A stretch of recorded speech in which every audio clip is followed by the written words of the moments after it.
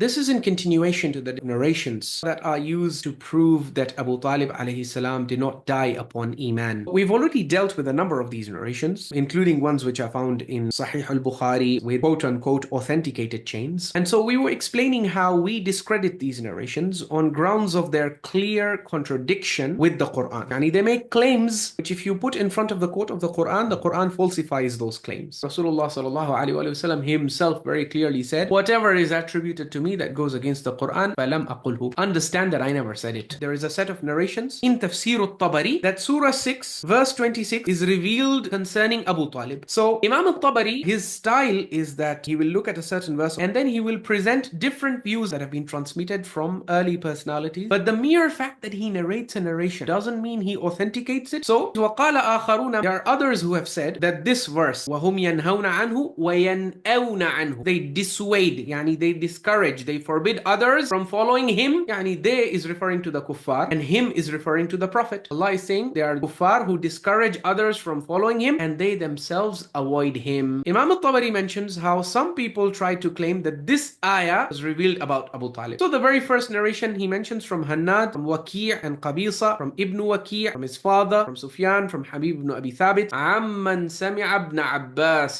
from someone who heard Ibn Abbas saying that this ayah nazalat fi Abi Talib, was revealed against Abu Talib. But the problem, as you can see with this sanad, is that it is mursal, it is disconnected. And that's why throughout you will see whenever this statement is attributed to Ibn Abbas, it is Amman Sami'a ibn Abbas. It is being narrated from someone who heard Ibn Abbas saying this. Who that someone is, his identity is kept anonymous. By Sunni standards even, you cannot classify it as sahih. If there is any disconnection in the chain, if there is any anonymous narrator in the chain, then khalas, the chain becomes da'if. But in any case, all these narrations that go back to Ibn Abbas, they are disconnected, they are da'if in their own right. And here you have another narrator who is Al-Qasim bin Mukhaymira, comes from a Kufan background, but he later migrated to Sham, which is the hub of the anti-Alid, the Nasibi forces, agents of the Banu Umayyah. And Aslan Al-Qasim bin Mukhaymira, even if he was a trustworthy person, he is not giving any source for his claim beyond himself. And these statements of Qasim bin Mukhaymira are his own statements. He's not narrating them. And he himself is not someone who saw Abu Talib alayhi salam with his own eyes. He's aslan not even a companion of the Prophet. And so if he's saying anything, this is just based on hearsay. And because he's living in a hub of Nasibis and anti-Alid and Umayyad forces, then we cannot trust his hearsay, can we? People realize we can't mess with the Qur'an. We can't mess with the text. We can't change it. So let us spread false claims about the context of Quranic verses and thereby corrupt its meaning. This happened on the Shia side a lot. Verses that were not about the Ahlul Bayt were forcefully made about the Ahlul Bayt, but don't be misled in thinking that this only happened on the Shia side and didn't happen on the Sunni side. You want to see evidence of it happening on Sunni side? Welcome to this set of narrations. When you go to the Quran, look at the context. From the context, you will see that Allah subhanahu wa ta'ala is not talking about any specific individual. Rather, He is talking about them as a community. Before verse 26, look at verse 25. حَتَّى إِذَا جَاءُوكَ يُجَادِلُونَكَ يَقُولُ الَّذِينَ كَفَرُوا إِنْ هَذَا إِلَّا أَسَاطِيرُ الْأَوَّلِينَ. When these kuffar come to you, O Prophet, to dispute with you, the faithless among them say, these are nothing but myths of the ancients. They point to these ayat and they say these are nothing but asatirul awwalin. These are fairy tales, false stories. So these kuffar consider the stories of the Quran to be fairy tales and false stories. But what is the belief of Abu Talib? لَقَدْ عَلِمُوا أَنَّ ابْنَنَا لَا مُكَذَّبٌ. Our son is not a liar, nor do we consider him a liar, nor can they even dare to consider him a liar. وَلَا يُعْنَى بِقَوْلِ الْأَبَاطِلِ. And our son has nothing to do with abatil. Abatil is the plural of batil, which means falsehood. So how can this verse, وَهُمْ يَنْهَوْنَ عَنْهُ وَيَنْهَوْنَ عَنْهُ, the verse before it makes it clear that Allah is talking about a group of people. Whenever they come across the Quran, they say, إِنْ هَذَا إِلَّا أَسَاطِرُ الْأَوَّلِينَ, that what the Prophet is presenting is nothing but myths of the ancients. Whereas Abu Talib, what is he saying? That my nephew, my son, لَا يُعْنَى بِقَوْلِ الْأَبَاطِلِ. He's not concerned with stating falsehoods. So do you see how Abu Talib's own poetry, which is preserved to this very day, proves that this ayah of the Quran cannot be about him, because this ayah is talking about a different group of people. So from this we can see that if you consider the context of the verse, the very context proves to you that this set of verses cannot be about Abu Talib. I hope you're understanding the methodology. How do we compare? Look at what the Quran is saying and we also look at the historical record and then we see, does it add up? So if the Quran makes a certain claim about a certain group of people, then it gives us information about that group of, that for example, there are people who believe that the Quran is fairy tale, and then we come across a group of people who don't believe the Quran is fairy tales. Rather, they believe that the one who who has brought the Qur'an is somebody who is truthful. Then we can achieve certainty and confidence that those verses are not talking about this group. And the interesting thing is that you don't need to be someone outside the Sunni school to be able to see this, because Imam al-Tabari, the one who mentions these narrations, you will notice he himself discredits these narrations. وَأَوْلَى هَذِهِ الْأَقْوَالِ بِتَأْوِيلِ الْآيَةِ, the understanding most deserving of being considered correct from among all rival ones is that of the one who said its meaning is, and they forbid others from him, that is, they prevent others among the people from following Muhammad and they keep away from him, meaning they themselves refrain from following him. The reason for this is that the preceding verses are all concerned with the general mention of the polytheists who set up rivals with Allah, as well as with their rejection of the messenger of Allah and their turning away from the revelation and divine guidance that he brought to them. Thus, it is only proper that the statement, and they forbid others from him and they keep away from him, should be understood as a continuation of that discourse referring to them, i.e. the polytheists in general. He then writes, there has not come to us any credible evidence that should compel us to divert this statement away from them and apply it to someone else, such as Abu Talib or anyone else. In fact, both the context before this verse and the context after it confirms the correctness of what we have stated, that this verse is about the general group of polytheists and not about any specific individuals among them. And then in the footnote, we have given you the full reference. So you can see these narrations. Imam al-Tabari has mentioned them in accordance with his methodology of mentioning all the aqwal, but after mentioning these narrations, he himself casts a vote of no confidence in them. And aslan, he's not to be blamed in this, because even sanadan, these narrations are valueless. And on top of that, their claim does not gel well with the narrative of the Quran. So I hope in light of this, you can understand the danger of fabricated hadith, that fabricated hadith, they can change and distort your understanding of Islam. They can also change and distort and corrupt your understanding of the Quran. And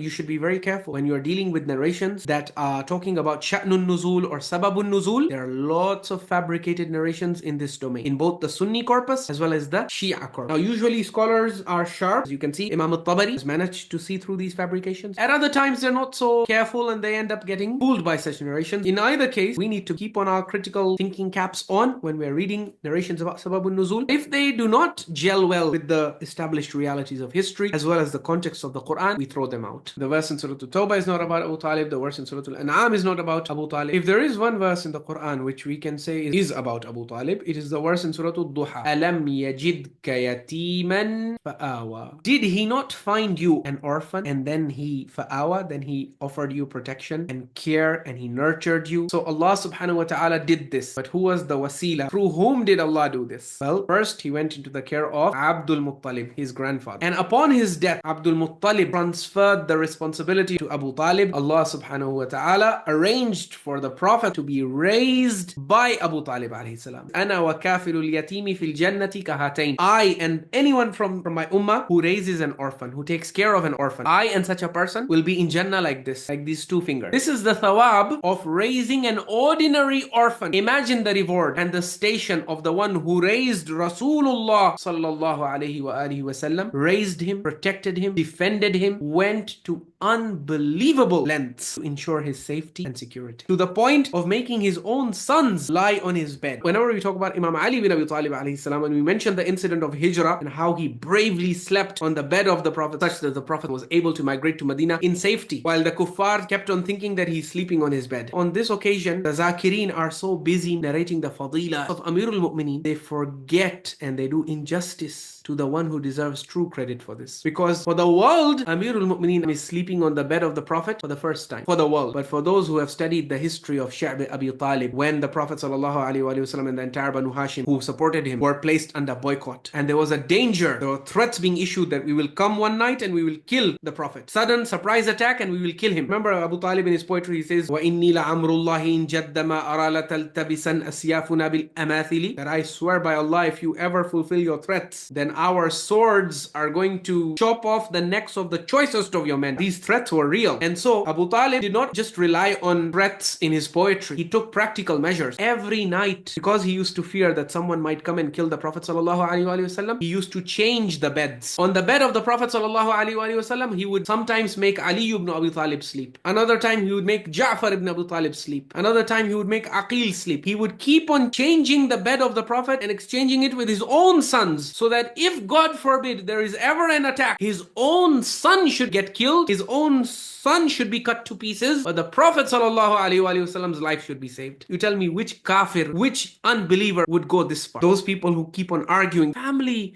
family, family. If it was family, which family person will sacrifice his own son to protect a nephew? Tell me which father in the world today will sacrifice his own son to protect a nephew? Impossible. Family loyalty means your son comes first. He's your direct descendant, direct blood. Your nephew comes a distant second or third. He's prepared to sacrifice Ali and Aqil and Talib, every son, and for his sons to be cut to pieces, to be shredded by the swords. But the Prophet's life should be intact. The fadila of Imam Ali to apni jagah pe. The fadila of Imam Ali alayhi salam is there. Don't forget to mention the fadila of his father, because if you see Ali ibn Abi Talib bravely sleeping on the bed of the Prophet on the night of Hijrah, who conditioned him? Who trained him to do this? Who taught him that your life is not more precious than the life of the Prophet sallallahu alaihi wasallam? Who ingrained this idea inside Ali ibn Abi Talib? The world only got to see this for the first time. Ali ibn Abi Talib sleeping on the bed of the Prophet. But Abu Talib had given this training to each and every single son of his. For those 3 years in the Sha'b Abi Talib, every night he used to change the bed, make them sleep on the bed of the Prophet. The sawab and the credit and the reward definitely goes to Ali ibn Abi Talib. But even more than him, it goes to Abu Talib. This was the level of his iman, his determination. Tell me, if he considered the Prophet to be, na'udhu billah, an imposter, you think he would go this far to protect someone who he considers to be a fraud and imposter? أَفَلَا تَعْقِلُونَ? These are historical issues. And even though our research, which we have presented here, is based on the certainties of the Qur'an and the certainties of history, but we still don't claim that these positions are aqidah. So that if a Muslim who disagrees with us on this, we don't do takfir of him. We don't say you are kafir. We simply say you are mistaken, you are on error, we disagree with you, we differ with you, but we don't break brotherhood over this. This is a historical issue. We should not fight over this. These topics are not supposed to separate us. At the end of the day, we are agreed upon the aqidah of the Qur'an. We engage in these discussions just to warn that, look, you cannot blindly trust the sectarian hadith corpus, whether it be Shia, whether it be Sunni, and the solution on both sides is the same. We compare the riwayat to the Qur'an. Whether they are Shia, whether they are Sunni, إِذَا كَانَتِ الرِّوَايَاتُ مُخَالِفَةً لِلْقُرْآنِ كَذَّبْتُهَا. If the riwayat turn out to be against the Qur'an, I falsify them. This book of Allah is the Furqan. It is the criterion. Use it to sift through the hadith corpus, to authenticate and discredit hadith.